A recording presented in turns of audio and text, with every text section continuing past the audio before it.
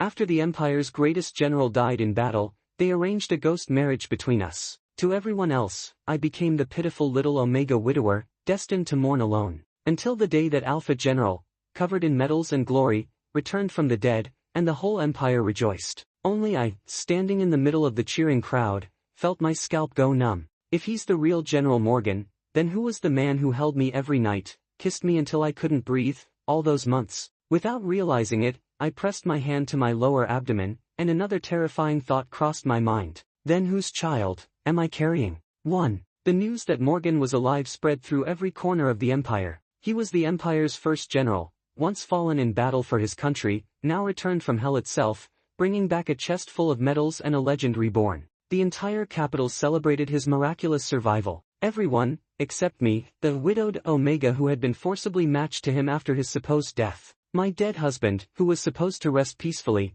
suddenly came back to life. Outside my room, I could hear the guards whispering. I heard that after General Morgan died, his fiancée, that Omega, cried so hard she fainted several times. Poor thing. I actually think the one inside is worse off, another said quietly. If that original fiancé hadn't refused the match back then, the military wouldn't have picked that powerless little Omega to pair with him. Now that the general's back, there's no way he'll keep someone like that. Poor guy's probably about to be kicked out. Look at him, eyes all red, scared half to death. Ever since the news came that the general's alive, he's locked himself in there. Poor little Omega. If the general won't take him, I wouldn't mind bringing him home myself. I had, in fact, locked myself in my room, but not for the reasons they thought. Because from the very first moment I saw my late husband standing there alive, my mind completely froze. He's the real General Morgan, so who was the man who spent those nights with me, whispering my name, kissing me until I forgot to breathe? Slowly,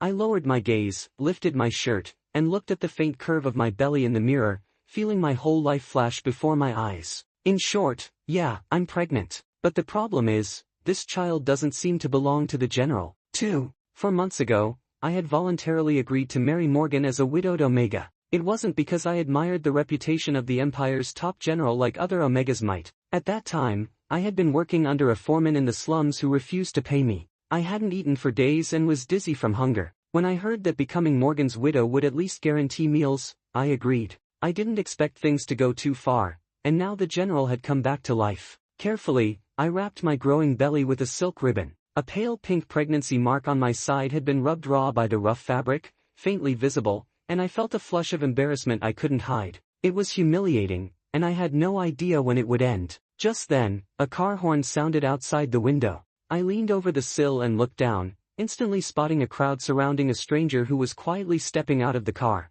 Morgan emerged, and those behind him draped a long coat over his shoulders. His gaze swept the crowd, indifferent and cold, showing no unnecessary expression. He was the Empire's most prestigious general, and I was just a low-ranking Omega forcibly matched to him. With Morgan alive, I, the little Omega widow, became a stain on his reputation. Being kicked out was only a matter of time, but if he ever discovered that I was secretly carrying another man's child, Morgan would surely kill me in a fit of rage. My eyelashes trembled, and my fingers clutched the edge of my clothing. No, I couldn't let him know. Thinking this, I wrapped my belly even tighter. As Morgan was escorted inside by the crowd, his eyes immediately fell on me in the room, my presence unfamiliar, his gaze cold and distant. The people beside him only then seemed to remember that an Omega had been forcibly matched to the dead general. One of them gave me a glance and pretended to speak coldly. Why are you still here? Weren't you supposed to leave first? Since Morgan didn't know my identity, this seemed like the most proper way for the high society people to quietly get rid of me. I obediently lowered my eyes. That was fine. It worked in my favor. At least Morgan wouldn't know he was being cuckolded so embarrassingly. I could use this chance to quietly slip away. However, just before my plan could unfold, the usually silent Morgan suddenly lifted his eyes, and his cold, unfamiliar gaze locked onto me. Who is he? His name is Marvin, a low-ranking Omega. Seeing they couldn't hide it any longer, the man spoke through gritted teeth. He's the Omega paired with you while everyone thought you were dead. We'll have him leave immediately. Morgan stared at me, eyes distant yet never leaving my figure. I felt an uncomfortable tension. I silently cursed. He won't figure it out, will he? Just when everyone expected Morgan to order the shameless Omega to leave, he changed course. Not leaving, for now. The man immediately nodded and bowed. You may not know, sir, this Omega isn't trained yet. If you have someone else in mind. He gave me a look. I took the hint and turned to leave, but as I passed by Morgan, a large hand gripped my waist and pulled me into his embrace. Morgan lowered his eyes onto me, speaking in a cold voice. The Omega paired with me. If I'm not the one to teach you properly, who else do you expect to train you? For a moment, the entire room went silent. Everyone else quietly backed away, closing the door with discretion. Inside, there was only me and Morgan, two strangers. The tension was unbearable. I tried to struggle free, but at that moment, my tightly wrapped belly twitched. Alarmed, I thought, no, you've got the wrong person, little one. This isn't your father. Morgan's hand remained on my abdomen. The movement of the baby pressed against the ribbon conveyed the life within directly into his palm. Sure enough, Morgan seemed to sense the strange motion and tried to touch it again, but found nothing. His brow furrowed slightly. My heart nearly leapt out of my chest. I realized there was no hiding it now. I was doomed. Bracing myself for the worst, I heard Morgan say, "Why have you suddenly turned into a ball?" I looked up in confusion. What is he talking about? Then he pursed his lips with sudden authority. Your belly, it's moving. Are you hungry? 3. To prove to him that I was just hungry, I forced myself to endure the nausea and devoured 3 bowls of rice, 2 bowls of meat dishes, and a large bowl of fish soup in front of him. Morgan's expression didn't change at all. So what if I look like a ball? I can handle it. After all, I had already returned the favor in my own way. Right now, running away was my top priority. I looked up at him. Aren't you afraid I'll eat you out of house and home? Morgan's face remained calm, though I couldn't tell what he was thinking. He rarely curled his lips into a faint smile and said, I can afford it. He was lost in his own satisfaction, completely unaware that I had hidden some vegetable leaves under my food, nearly pricking a hole in the bowl out of frustration. That night, sharing the same bed with an alpha, I didn't dare loosen the cloth ribbon around my belly, hoping he wouldn't lose control over a low-ranking Omega. Morgan stayed in his study, handling piles of military reports until midnight. When I heard him step into the room, I shut my eyes tight and pretended to be asleep. I clenched the corner of the blanket nervously, afraid he would notice something. But, somehow, the alpha's calming pheromones filled the room, easing my discomfort effortlessly. All my previous guard and vigilance melted away. Lying next to Morgan, I drifted into a long, vivid dream. In the silent night, a bloodied, unfamiliar alpha burst into the house. His crimson eyes lowered, like a damp, vengeful spirit crawling up from hell, making my heart skip a beat. Who are you? The keypad lock could only be opened by Morgan or his guards, most of whom I recognized. Not a guard. Could it be Morgan? A ghost returned from the dead? Before I could fully process it, my body was already swept up by overwhelming alpha pheromones, forcing me into heat. I could only whisper and shrink back. Are you really a ghost? There was no answer, only more intense kisses I couldn't resist, leaving me to respond with soft whimpers. When I finally woke up, that audacious stranger was gone, leaving the room in chaos. A few strange black feathers fluttered across the floor. It felt like a dream, yet my body's soreness reminded me it had really happened. What shocked me even more was the stranger's audacity. He dared to come a second time. Does he think my husband is dead? Okay, forget I said that. According to the soldiers who came back with messages, the husband was as dead could be. By the time he came again, I was already carrying the child. The moment he arrived, I pressed a knife to his neck. In the deep darkness, I couldn't make out his face, so I had to bluff. Are you human or a ghost? He immediately noticed my slightly rounded belly under the blanket, his expression darkening. The meals are good, he said, gripping the knife blade, letting some blood spill again. You're injured. Let me see, all right? I kept a wary eye on him, but he acted like no one else was there, forcefully trying to pin me down to check my wound. At the instant I plunged the knife into his chest, blood spattering, he bit into my neck in retaliation. Mutual destruction, the only words I could think of. My vision blurred, and as the knife fell from my weakening grip, he bit my ear. Just think of me as a ghost, darling. And never imagine getting rid of me. Ghost, a GH. I woke with a cold sweat, biting my lip in shock. I blinked to meet Morgan's slightly dark gaze. He was still tucking the blanket around me. Startled, I slapped him solidly. A red mark quickly bloomed on his face. I froze, speechless at my sudden offense. Morgan simply lowered his eyes, his dark pupils swirling with emotions I couldn't read. He stubbornly asked, "Where's the ghost?" I stared at him, then, to save my life, weakly slid back into my own corner. No ghost. I just had a nightmare. Morgan lowered his eyes and placed a gentle kiss on my forehead. The butler has breakfast ready. Eat it while it's hot. 4. Morgan didn't stay long before leaving the room. When I looked down, I realized the bandage around my waist had somehow loosened, as if someone had untied it. The faint pink birthmark at my side, the one that had appeared during pregnancy, was now red and swollen, as though someone had sucked at it too hard. Was this something that happened when the baby grew bigger? Great. Now it was even harder to hide. I was irritated to death, so annoyed I could barely eat breakfast. A mouthful of hot porridge helped settle my stomach a little, but not much. Then came the noise outside.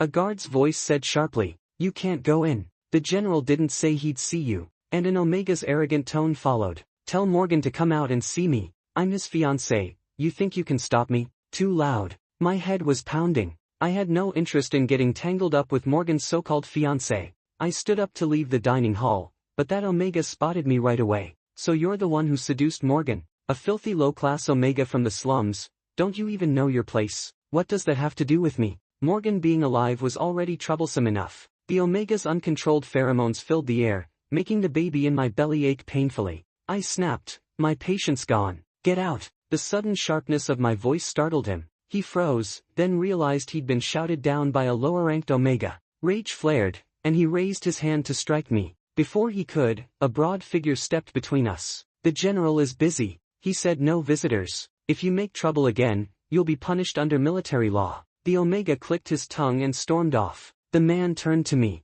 "Are you all right?" When I looked up, I recognized his face, fair, clean, and familiar. It was the young guard who once said he wanted to carry me away. Our eyes met, and his face turned red immediately. "You don't look well," he said quietly. "I'm fine," I replied, but my mind was elsewhere. Could he be the one from that night 3 months ago? If it was Jacob, he had both the time and the motive. His features resembled the man's, not perfectly, but enough that it was possible, especially in the dark. I lowered my eyes, tightening the cloth around my waist. If it was him, then he probably didn't know I was carrying his child. And even if he did, I didn't plan on keeping it anyway. I could only hope he'd help me hide it from Morgan. Lost in thought, I wandered down the hall and stopped outside Morgan's study. Voices drifted through the half-open door. Morgan was inside. "That Omega, are you really planning to keep him? You know he holds something that could destroy you." Morgan didn't even lift his eyes. "Then what do you suggest?" "Simple." The other man made a gesture across his throat.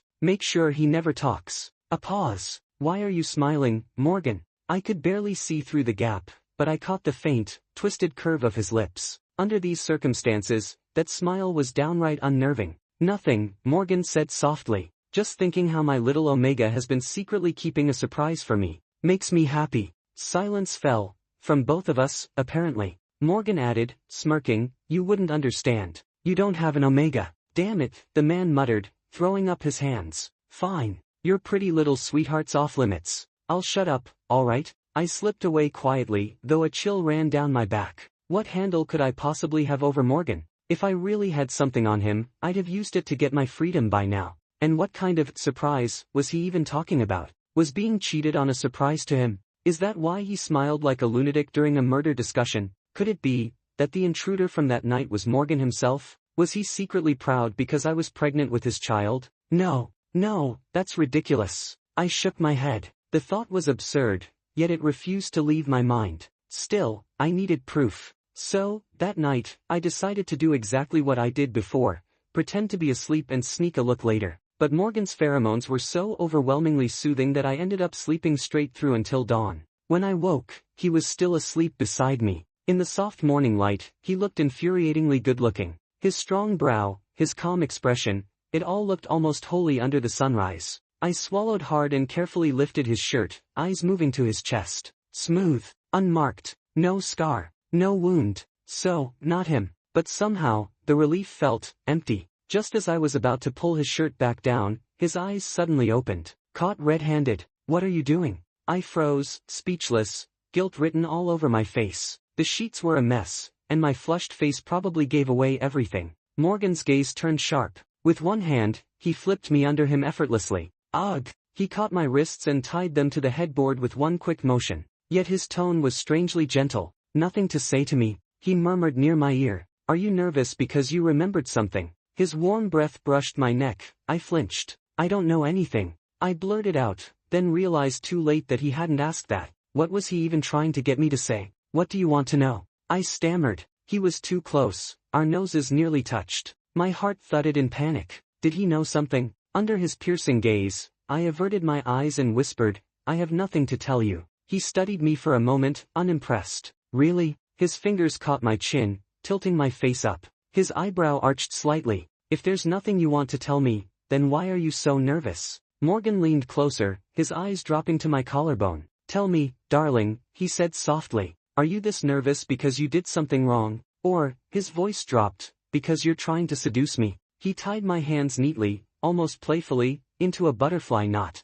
His fingers traced down my throat, sliding over my collarbone and tugging gently at my clothes. Easy now, he said in that calm, cold voice. Spread your legs a little. I don't bite. I couldn't resist too violently, only held my breath, my Adam's apple trembling as his hand moved lower. Just a little more, and he would have seen the slight curve of my belly, the one I had tried so hard to hide. But at that exact moment, General, a guard burst in, freezing the air. Morgan's brow twitched, his hand stopping just above my stomach. What is it? The guard immediately bowed his head, flustered. Sir, the physician the higher-up sent for you has arrived. I stayed still, silent. It was safest not to speak. Morgan gave a soft, humorless laugh, slowly pulling his hand away. Ha! How thoughtful of them, worried I came back too healthy. I suppose I've upset a few people. The room was dead quiet. Morgan stood, but before leaving, he glanced back at me, and I tensed up immediately. His eyes flicked to my belly. You really did eat too much yesterday, he said. Still bloated even now. Tomorrow, I'll have a doctor check you too, make sure it's not indigestion. So now it's my fault for eating too much. I gripped the blanket tightly, panic rising. If a doctor examined me, my pregnancy would be exposed. Might as well walk naked through the streets. I lowered my eyes, thinking darkly. Wonderful. Some people really can't wait for me to die. After Morgan finally left, I struggled to free my wrists, then said to the guard nearby, please, bring Jacob to me. 5. Jacob hurried over, his forehead still damp with sweat. You called for me? He asked. I hid my reddened wrists and got straight to the point. Little guard, do you like me? Jacob's face turned crimson. Ah, why yes. That was it. Only he would have the courage to admit it. Worried I might be angry, Jacob scratched his head nervously. I just like you secretly. I won't let the general know. I decided to confront him properly. I pulled back the blanket. The loose band at my waist slipped down, revealing the belly I could no longer hide. Jacob's pupils constricted sharply. You know Morgan's been back for 3 days, right? The baby had arrived unexpectedly. I had no choice but to take the risk. But I've been 3 months pregnant. You know I don't want to die at Morgan's hands. Right now, only you can help me. Jacob froze, clearly not expecting to suddenly become a father. Ah, he muttered, flustered. After a moment of hesitation, he frowned and mumbled. Giving a wife and a baby for free, does such a good thing exist? I thought of how to make him admit he was the father, but before I could, Jacob did it himself. What? Nothing. He cleared his throat, his face slightly red. The general will give a noon peace speech. I'll come pick you up. Jacob left quickly. Morgan returned only after some time. Before preparing for his speech, he barged into my room. His expression was not pleasant. He tilted my chin and asked, Are you close with one of my little guards? I knew everything I did was reported to Morgan, but I didn't expect him to react so strongly just because I saw a guard. Was he some kind of porcupine? I whispered, Which guard do you mean? Jacob. Morgan gave no chance for me to joke. I had him transferred, he said bluntly. According to the butler, you usually don't remember names, yet he was someone you specifically wanted to see alone. Remembering the name of one guard, what's the big deal? I glared, feeling exasperated. Why was this man so clever? Just trying to kill me would have been enough. Why so anxious? Besides, me cheating on him wasn't voluntary. Fuming, I snapped, I hate you. Morgan paused. You hate me? He didn't understand. He was defenseless. You hate me, huh? I can make you hate me even more. If you don't behave, I'll have someone else train you. You know how they make an Omega suffer. He wasn't talking about physical training. He meant the cruel rope technique, sliding painfully on a thick knot, making you dizzy and nauseous if you're careless. He was threatening me, dangerously. I pulled my legs together and obediently stayed still under his gaze. I'll do as you say. 6. I didn't know what Jacob did, but as soon as Morgan left, Jacob had somehow arranged a car to whisk me away. When it comes to stealing a wife, he could think of every trick in the book. I didn't hesitate. I ran with him. Meanwhile, at the podium, Morgan's deep voice continued reporting years of war losses. I propose a peace agreement with the Beastmen Forest for mutual cooperation. After years of war, the Empire has. Suddenly, someone hurried onto the stage and whispered in Morgan's ear. The words hit him like a demon screaming directly into his mind. General, your wife ran away with someone. Morgan didn't bother to mute the mic. Everyone in the hall heard it. The translator/operator froze in horror, pressing the broadcast button, accidentally airing it to the entire channel. And thus, a huge mistake happened. Half the country now knew. General, your wife ran away with someone. General, your wife ran away with someone. General, your wife ran away with someone. The words echoed for days, the resentment lingering heavily. I shivered in the car, chilled by the air conditioning. Jacob handed me a blanket. Brother, isn't it too cold? I shook my head. Not my body, my heart was freezing. Morgan was furious enough to use public broadcast to chase me. What a ruthless man. Even if it revealed he'd been cheated on, he still wanted to hunt me down. I added a mental note, small-minded alpha. 7. Within a few days, the entire empire was buzzing about the general's wife running away. Everyone assumed the general would expel his low-class Omega. But no one expected, the out-of-favor general was the one being sidelined by his Omega. I feared Morgan would catch me and throw me into the Beastmen forest, a punishment for disobedient Omegas. I was terrified of the Beastmen. For days, I didn't leave the nest I had made, until news came that Morgan's peace proposal was rejected, and he was ordered to lead troops out of the residential area immediately. Only then did I dare to peek my head out of the nest. Jacob brought me a cup of hot water. Brother, have some water. I sipped, red-eyed, complaining. Why isn't your pheromone working?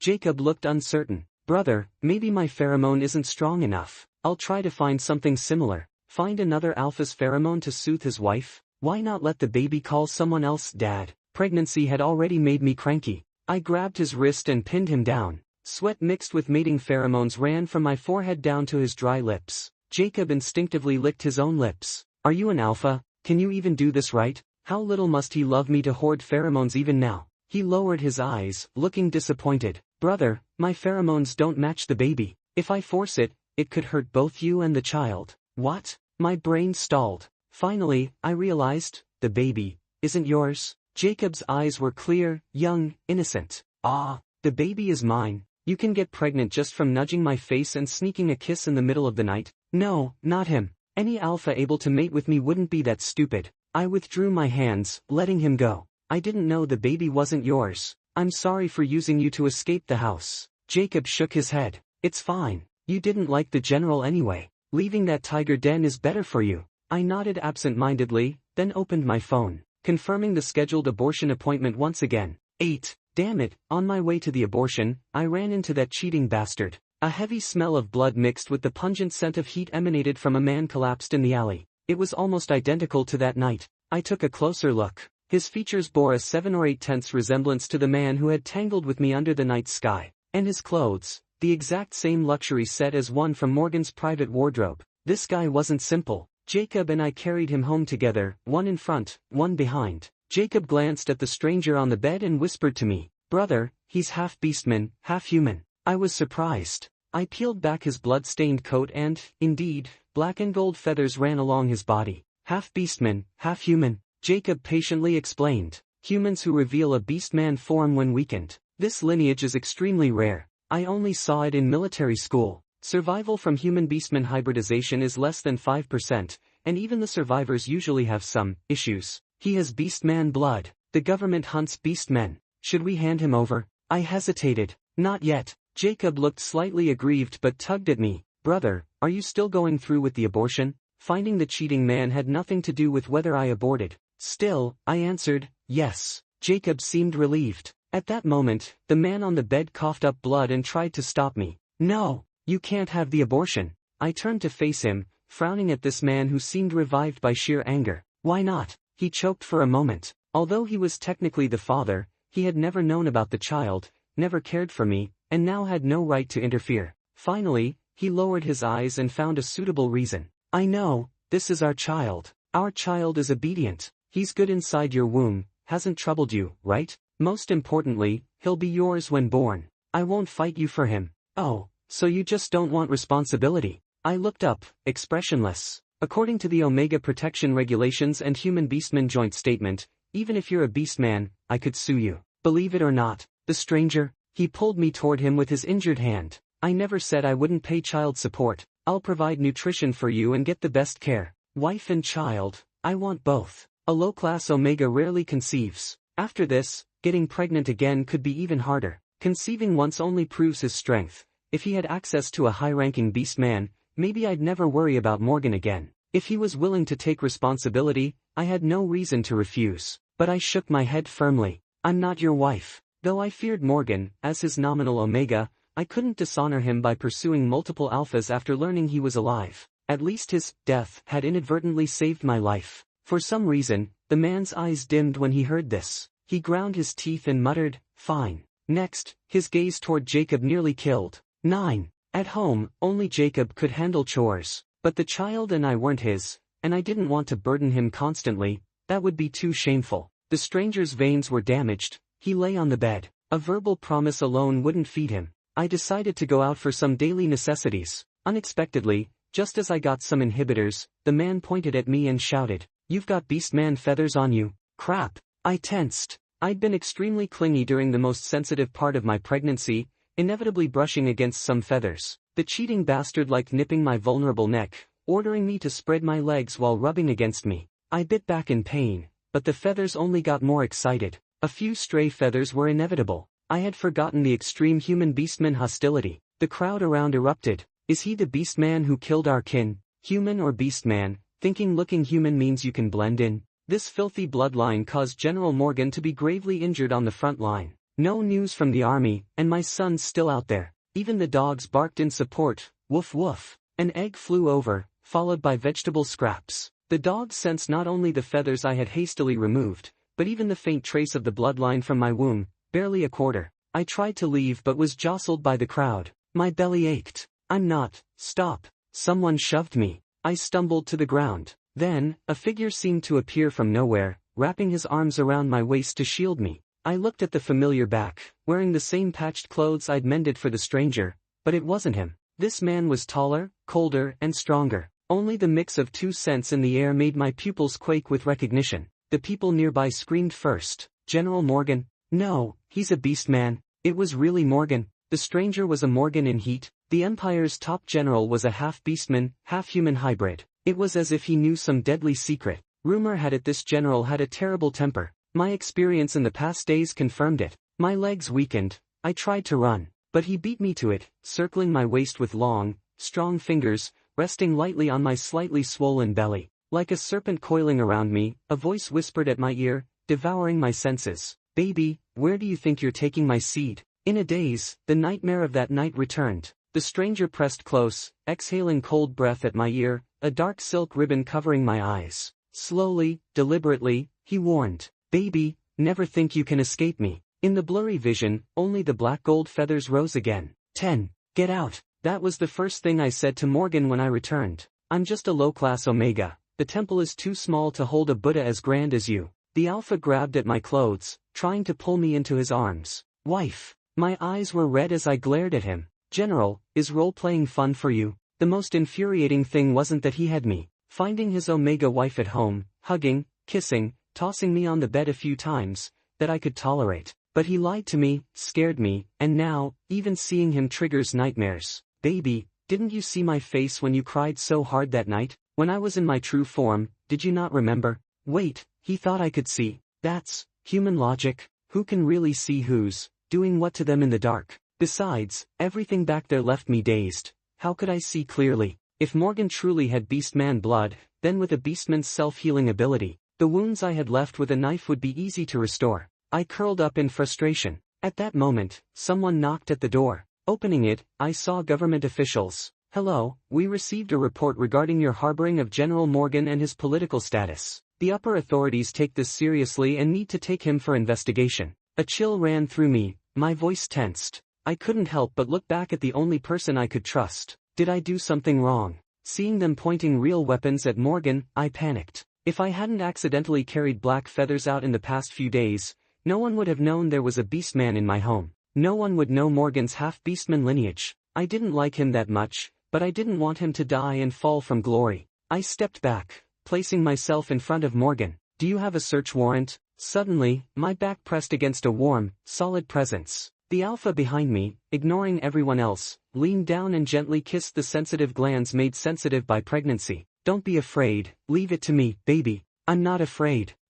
Baby, you're bold, daring to cheat on your husband. I didn't know how he could even smile in this situation. Anyway, he always seemed so confident. The same insufferable composure as any villain. I'm worried about the little one in my belly. Woo-woo, let go, you male ghost. 11. I don't know how Morgan managed to delay the investigation. Like a big gray wolf, he supervised me back to his den. Then he found a doctor to check on my pregnancy. The process was comfortable. I felt lazy and fell asleep. When I woke, I overheard a discussion about my condition. The doctor looked serious. Malnutrition, risk of miscarriage, suspected from prolonged external psychological stress. Morgan, say something useful. The doctor calmly pushed his glasses. In simple terms, you've nearly scared your Omega to death. You're the first alpha I've seen in my career to scare his wife to the edge of miscarriage. You're unbeatable, do you know that? His face darkened, very unpleasant. What's so scary? I look terrifying. The doctor sighed. Don't you realize your damp, oppressive scent is overwhelming,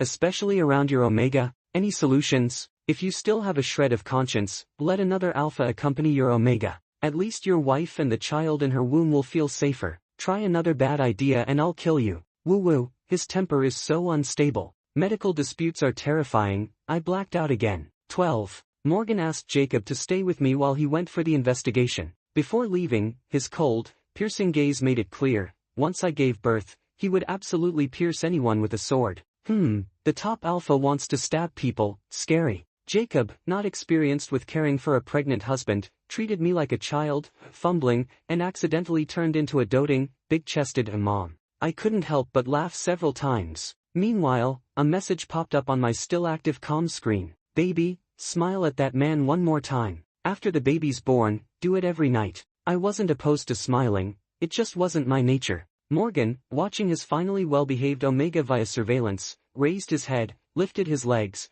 and faced the tribunal alone. The proud upper officials read out his alleged crimes. Although a lowly human-beastman hybrid, he disguised as human to rise to power, harboring ill intentions, suspected of collusion. Morgan's eyes were steady, silent. One reason no one could predict or act rashly with him: you never know how many steps ahead his hand is during negotiations. Thus, the tribunal was cautious. They didn't expect Morgan to remain so calm, probably because his mind was elsewhere, worrying whether his Omega would run off with another alpha. If a high-ranking general later harbors treason, he will become a formidable human enemy, leading to mutual destruction. Mutual destruction? Ha! Morgan finally spoke, coldly lifting his eyes. Then go ahead and die. The people present, gulp. Weren't they supposed to be negotiating peace? How terrifying, like a general running off with his wife. Morgan stood. If you have any business, take it up with my father, your superior. After all, compared to my identity, the public is more interested in a past scandal of a national leader. 13. Morgan used poison to fight poison, successfully defusing the identity crisis. A national leader holding both political and spiritual power had crossed a red line. The fallout could have brought the government to collapse. The outside world only said that the person seen that day wasn't General Morgan himself. The real Morgan had been unconscious from injuries for half a month. Meanwhile, the man who looked like Morgan was publicly shamed on social media for 2 days before the attention faded. When I learned Morgan was back, I had Jacob go home first. For one, I feared he might vent his anger and hurt someone. For another, prolonged non-familial AO dependence isn't good for fetal development. But having Morgan actually come, my hands and legs went weak from fear. Wife. Morgan, locked outside, his eyes red. You really don't want me anymore? I opened the door and nervously explained. I have megaphobia. It was true. I feared the strength of beast men. I would rather live in a remote slum until death or work the darkest red light district than stay in the beastman forest. If it was just to give birth, a short-term stay would have been fine. But being bound together like this, Morgan gently traced my fingers down. But you're not afraid of it, right? So you can overcome this, can't you? Cough. Beastmen really are much larger. My face flushed slightly. And now there's seduction too. Ugh. Using this to test the resolve of a steadfast Omega, the audacity. Damn it, I had no choice but to compromise. I slowly crouched, cheeks flushing. But, I'm a little scared. Can you kiss me? 14. Morgan and I went back to meet his mother. I expected a flirtatious father, a beautiful mother, and a broken Morgan. Instead, the reality was, a father abandoned after donating seed, a a sharp-tongued mother, and a Morgan ready to strike. The Beastman Forest's deputy leader, his Omega father, warmly shook Morgan's hand and inquired about his well-being. I heard, your wife ran off with someone. Congratulations. Morgan lowered his head, and immediately his eyes landed on my 7-month pregnancy. Congratulations, 10 months away on business, and your wife is 7 months pregnant. Morgan pressed his lips thinly, cold. Get lost. My wife came back on her own. And the little one in her belly, that's mine. His father nodded and turned to shake my hand. Oh, poor thing, really reckless. How did you leave any leverage in this tyrant's hands? I felt a pang of guilt. I wasn't planning to run away. I had just accidentally picked the wrong father for my child. Fear aside, it didn't affect our pure love. Just as I was about to speak, trying to protect myself, I heard his Omega marveling. 7 months and didn't succeed in running away. Wow, that's tragic. Wait, what? He doesn't seem to want his own son to succeed. I tugged at Morgan's clothes. Mother? Morgan nodded. Should be. Out of caution, he added. After I was born, everyone said he was my mother, and he didn't object. TSK, what a precise way to put it. Now I finally understood where Morgan's awkward personality came from. I gently stroked my restless belly. Woo-woo, little one, don't inherit your dad's troublesome temperament. From now on, only the two of us will be the normal ones in this family.